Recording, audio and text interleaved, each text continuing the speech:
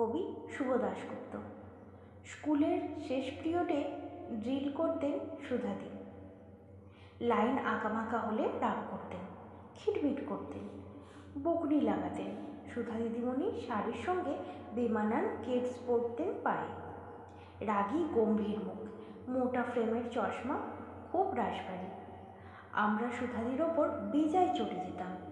রোজ ঠাকুরকে বলতাম কাল সুধাদির খুব জ্বর হোক, যেন স্কুল না আসতে পারে। ঠাকুর আমাদের ছোটদের কথা শুনতেনই না। সুধাদি কোনোদিন অ্যাবসেন্ট হতেন না। আমরা সুধাদিকে মোটেই ভালোবাসতাম না। ভালোবাসতাম মঞ্জুরি দিদিমণি, গায়ত্রী দিদিমণিকে। ওদের ক্লাস কখনোই কামাই করতাম না। ভালোবাসতাম কাবেরীদিকে। কি সুন্দর দেখতে ছিলেন।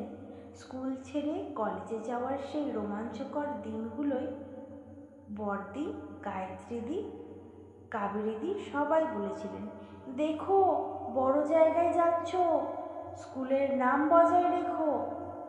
মার্কশিট আনতে গিয়ে হঠাৎ মন খুব খারাপ হয়ে গেল। চেনা ঘরগুলো, চেনা উঠোন, চেনা সিঁড়ি, চেনা ঘন্টা আর টিচার্স রুম, কলতলার সব কিছু যেন কি ভীষণ মায়াময় মনে হলো। স্কুলের মাঠের এক পাশে সেই অশোক ফুলের গাছটা দেখে হঠাৎ কেমন চোখের পাতা ভিজে এলো। দিদিমণিদের সাহায্য করার জন্য রমলা মাসি বলে এক বয়স্কা মহিলা ছিলেন, ওই স্কুলের সর্বকার্যে বিশারদ। শেষবেলায় সেই রমলা মাসিকে দেখেও কেমন যেন স্বজন হারানোর কষ্টে গুমড়ে উঠল বুক।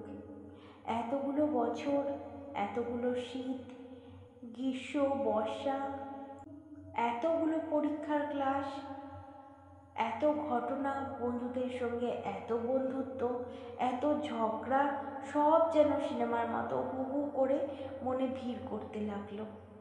সত্যি সত্যি খুব কান্না এলো।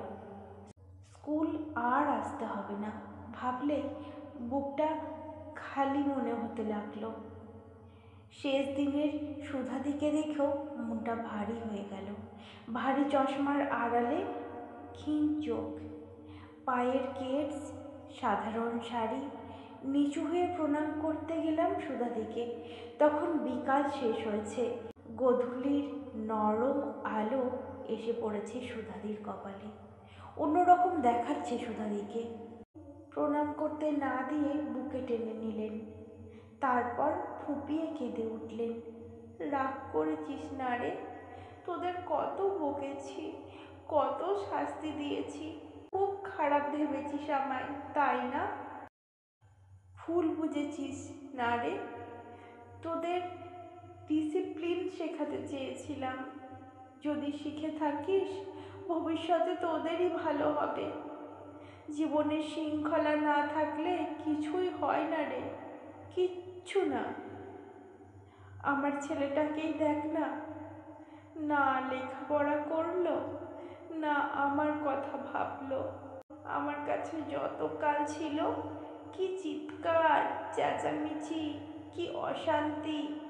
বাবা ছিল না তো, যেন সে দোষ আমার, আমার ওপর যত হম্বিতম্বি।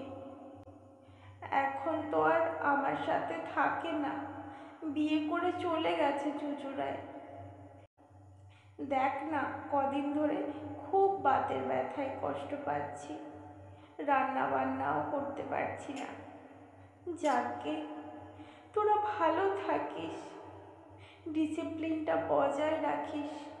হয়তো আমিও পারিনি, তাই। বাকি কথা সুধাদি আর বলতে পারলেন না।